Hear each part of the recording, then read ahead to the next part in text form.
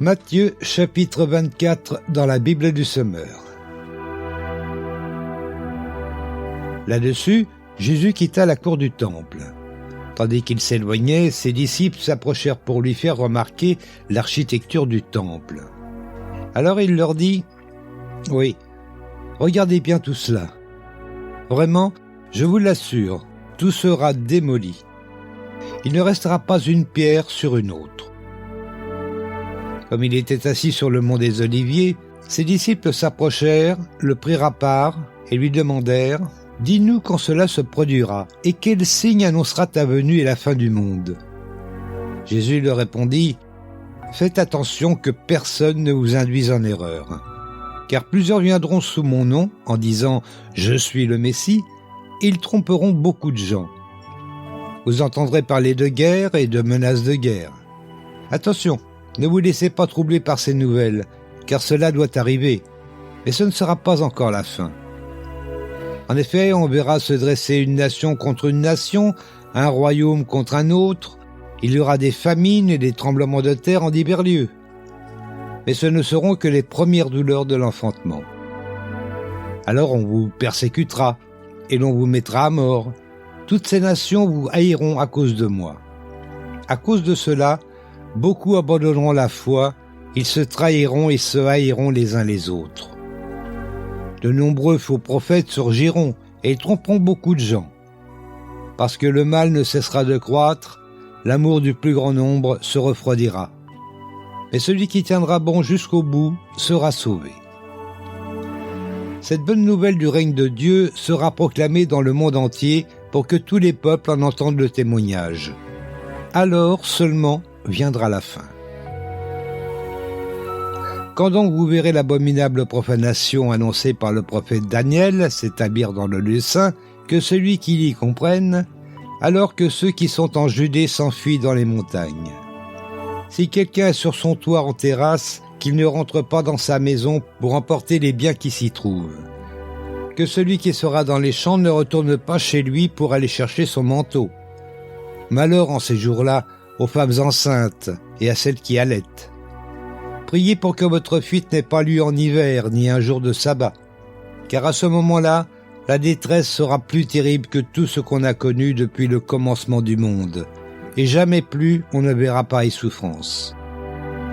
Vraiment, si le Seigneur n'avait pas décidé de réduire le nombre de ses jours, personne n'en échapperait. Mais à cause de ceux qu'il a choisis, il abrégera ce temps de calamité. Si quelqu'un vous dit alors « Voyez, le Christ est ici » ou « Il est là », ne le croyez pas. De faux Christ surgiront, ainsi que de faux prophètes.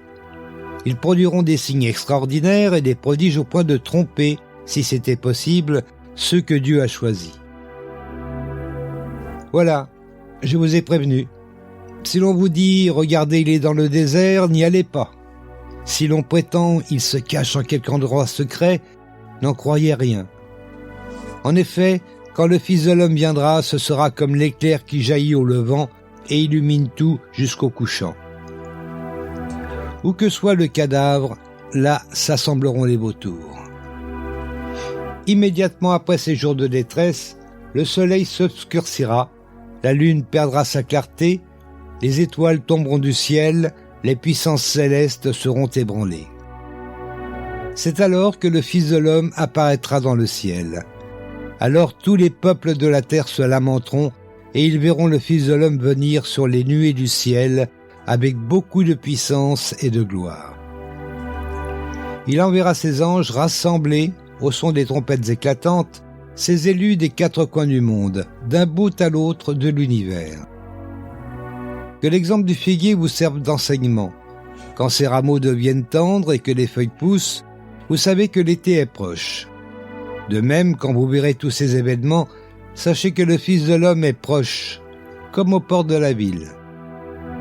Vraiment, je vous assure que cette génération-ci ne passera pas avant que tout cela ne commence à se réaliser.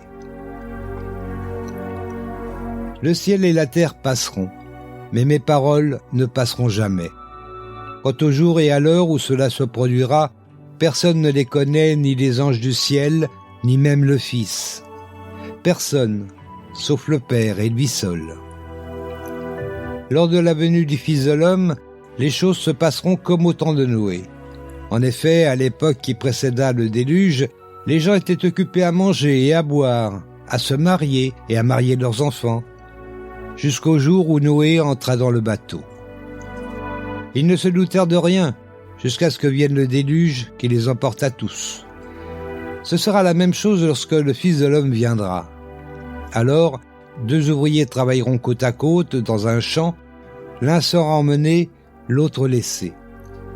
2 femmes seront en train de tourner la pierre de meule, l'une sera emmenée, l'autre laissée. Tenez-vous donc en éveil puisque vous ignorez quel jour votre Seigneur viendra. Vous le savez bien, si le maître de maison savait à quelle heure de la nuit le voleur doit venir, il resterait éveillé pour ne pas le laisser pénétrer dans sa maison. Pour cette même raison, vous aussi, tenez-vous prêts, car c'est à un moment que vous n'auriez pas imaginé que le Fils de l'homme viendra. Quel est le serviteur fidèle et sensé à qui le maître a confié le soin de veiller sur l'ensemble de son personnel pour qu'il distribue à chacun sa nourriture au moment voulu? Heureux ce serviteur que le maître à son retour trouvera en train d'agir comme il le lui a demandé.